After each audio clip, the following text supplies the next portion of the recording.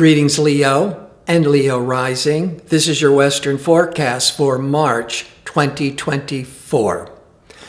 Some really big changes. What I mean by that is the sun is in Pisces once a year, and it's there from the end of February through March the 19th. Where the sun is shining is where your attention and priorities are more drawn to. In Pisces, it's 8 signs past Leo. So the 8th house sector of the chart for Leo and Leo risings in general is what is being emphasized. The 8th house is the house of transformation, of major life changes.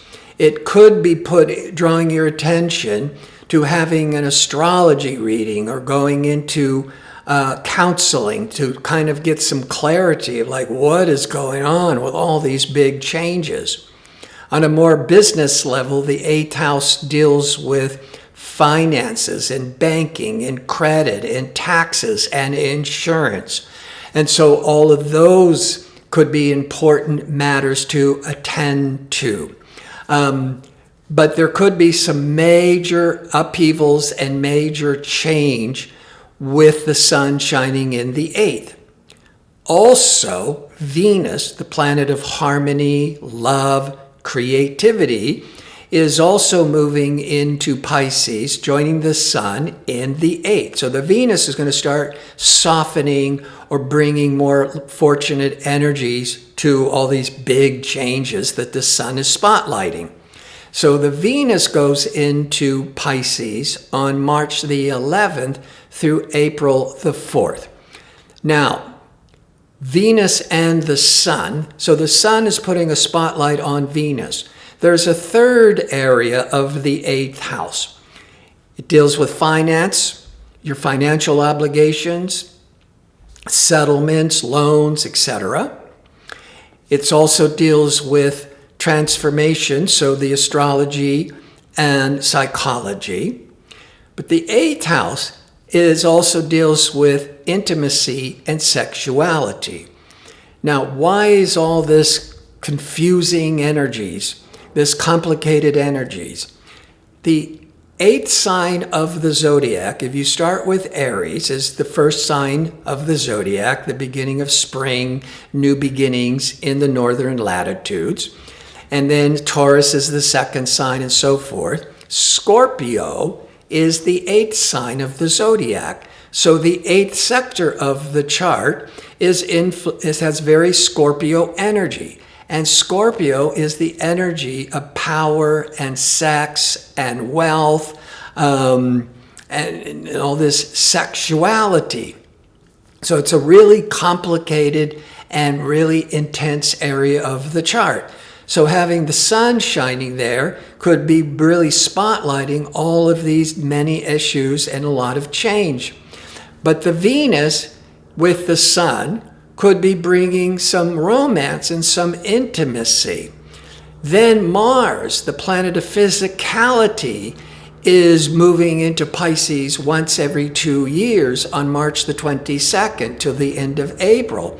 So physical Mars is joining desirous romantic Venus from March the 22nd until April the 4th. That Venus-Mars can be very passionate sexual energies and in the 8th house of intimacy. That can take an existing relationship, hopefully, and awaken much more passion and romance and sexuality that might have gotten bored in routine. Or if you're single, you could be, whether you're looking or not, you could attract somebody that starts off really intense and passionate and intimate. Now, there's a whole lot more to talk about, especially there's a full moon lunar eclipse on March the 24th. Mercury is going to go retrograde April the 1st. But that's going to cause Mercury, curious, planning, communication Mercury to be in Aries from the beginning of March. Then it retrogrades at Aries at the beginning of April, remaining in Aries. Then on April the 25th, Mercury goes direct. But when it goes direct, it's sort of like you got more clarity, more focus. You did your fine tuning. You got rid of what's not working, focus on what's working. That's all the positive Mercury in retrograde. Then it starts to move forward, still in Aries, through May the 15th. So Mercury is usually in a sign every 3 to 4 weeks. But because Mercury is going to go retrograde and it's going to remain, and it's not going to move back into another sign, the Mercury is going to be in Aries, a fire sign, compositive with Leo, for not 3 or 4 weeks, but for 2.5 months. So we got some really important planetary events to unpack. And a lot of intensity because of the 8th house. But before I break all this down into more detail, if you enjoy these kinds of videos and would like to see more of them, click like and subscribe. And don't forget to click on the notification bell so you can receive the latest postings. And if you go into the description box underneath the video, you'll find a link to sign up for my free daily message or a link to book an astrology reading. Now, let's go to every March, about the first 3 weeks, the sun is shining on Pisces. And so Pisces is going to emphasize a different area of life for all the different 12 signs.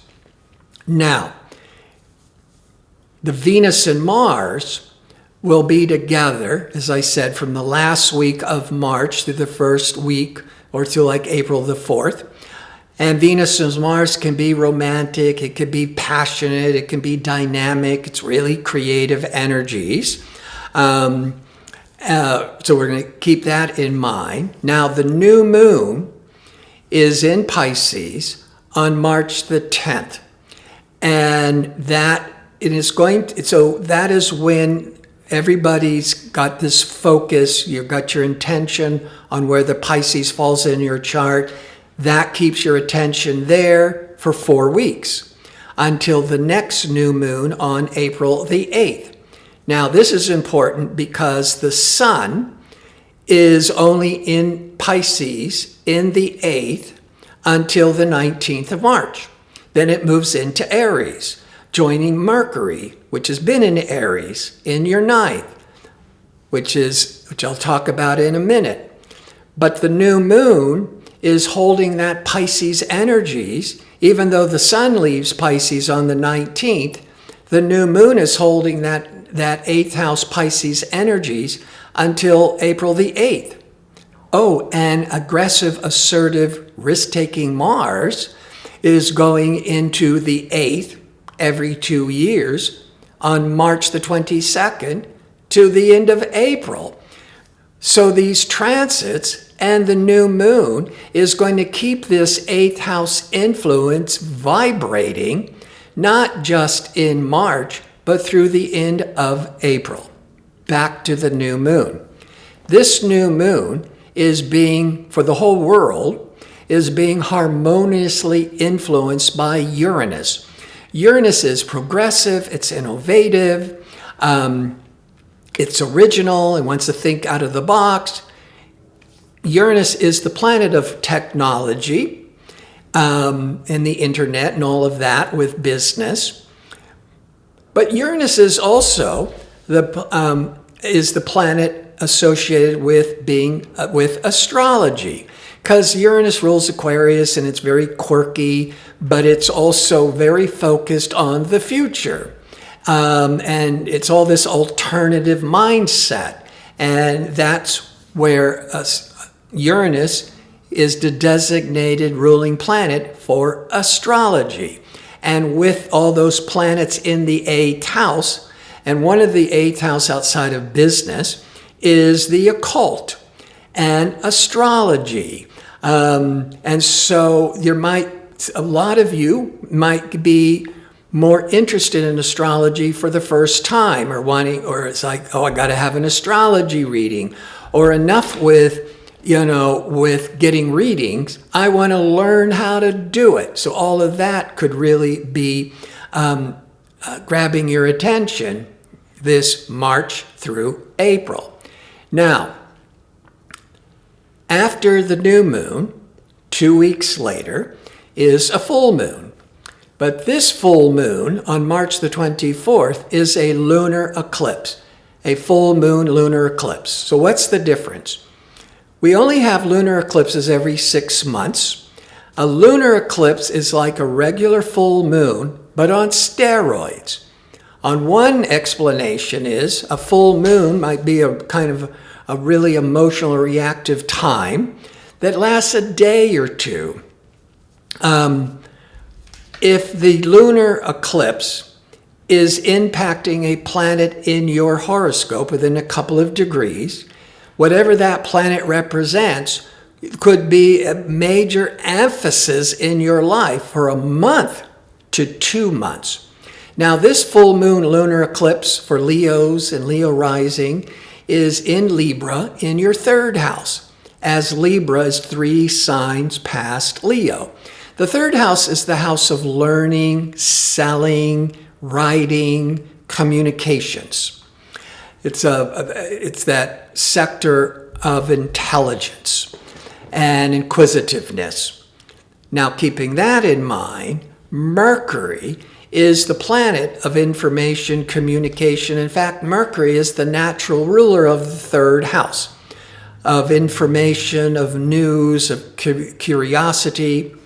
But that Mercury is moving into Aries on March the 9th. Aries is a fire sign, very positive with Leo or Leo rising, a fire. Fire is inspirational and passionate energies.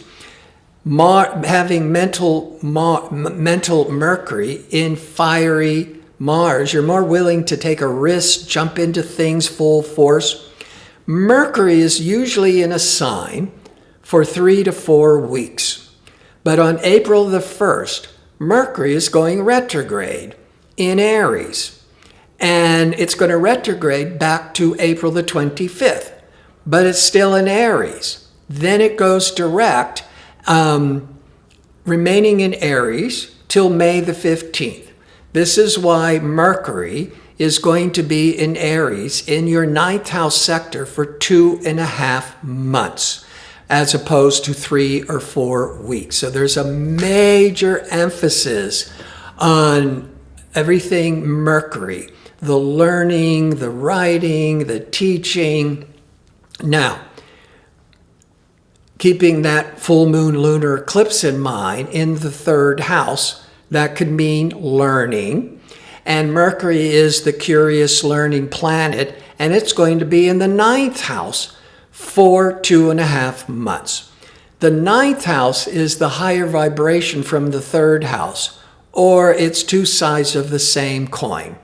As an example, the 3rd house can, when we're interpreting the horoscope, the 3rd house could be about grammar school years.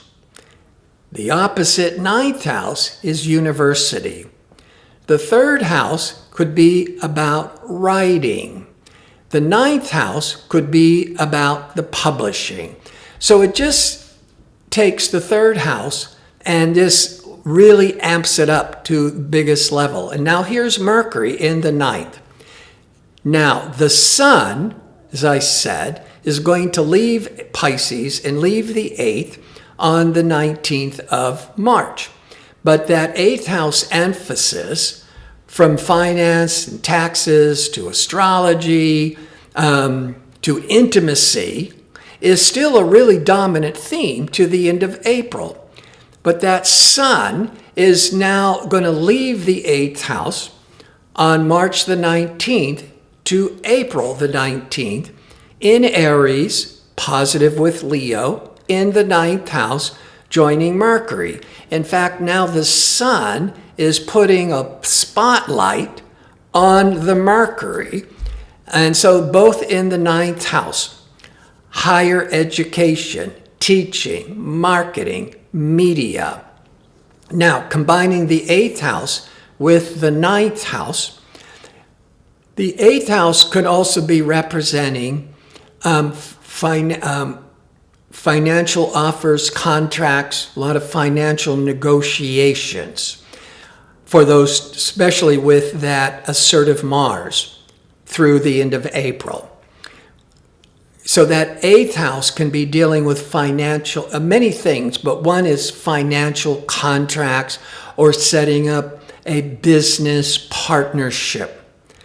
Bringing in the ninth house could be a publishing ninth house contract, could be getting loans, the eighth house, to go to college, go to school, get more professional training. That would be the ninth house. That ninth house is all that that media, marketing, publishing, that could be with the eighth house, is making a business out of it, creating these business partnerships. And the ninth house might be an online business because it's the sector of marketing and publishing. Could be a publishing marketing business. Could be in the legal profession. The ninth house also deals with justice. And maybe with the eighth house is maybe you are defending or fighting for your financial legal rights and bringing in the justice system. But with the Sun and Mercury there, you're more inclined to win. Now, Mars is that warrior, ambitious energies, and it's moving into Aquarius. Well, it's in Aquarius, in your seventh house of relationships. Talked all about this last month's video from February the 12th through March the 22nd. So the first 3 weeks, Mars is in the seventh house of marriage and partnerships and contracts. And then the last week of March through April, the Mars is in the eighth house. Wherever that fiery passion and drive, with the eighth house could be finance, could be all this financial negotiations. But when Mars is in the seventh house, which was the last half of February, the first 3 weeks of March, there could be a lot of fiery, dynamic energies going on with contract negotiations or personal relationships. As I'm sure I discussed in last month's video for Leos dealing with fiery Mars in the house of relationships, Mars is more about clearing the air and fighting and resolving any kind of resentments. Mars is not about breaking up. It's more about fighting and clearing the air and starting fresh. And then as the dust settles, that Mars can be really passionate energies. And as that is moving to the eighth house on the 22nd, when Mars is moving to the eighth house, and it's joining romantic Venus, and the eighth house can be this sexual intimacy. So on one hand, there's a lot of passion. With the ninth house, there's a lot of learning, marketing, publishing. And the eighth house, you could also be dealing with a lot of financial matters and negotiations. But now let's look at how all of this, how these various trends are impacting your health, your relationships, your business. When it comes to health, the first 3 weeks of Mars opposite the Sun, that could be all that fiery energy, that robust energy, but really stressful energies. But then the Sun on the 19th of March goes into fiery Aries, ruled by Mars, for 4 weeks. And during those 4 weeks, till the third week of April, the sun is in harmony. The transiting sun in Aries is in harmony with your sun or rising sign in Leo, because they're all fire sign. So a lot of exuberance. You may be a little bit too impatient and irritable and stressed the first 3 weeks. Then after that, you're controlling it, you're channeling it better, but you have all this energy to draw on. With relationships, already talked about the Venus-Mars from the last week of March into the first 4 days of April, could be some really passionate romantic energies. And if you are in a relationship, this would be the end of the month, would be really, you don't have to do anything. You'll just be noticing you're more turned on to your partner, or your partner is starting to be more turned on to you.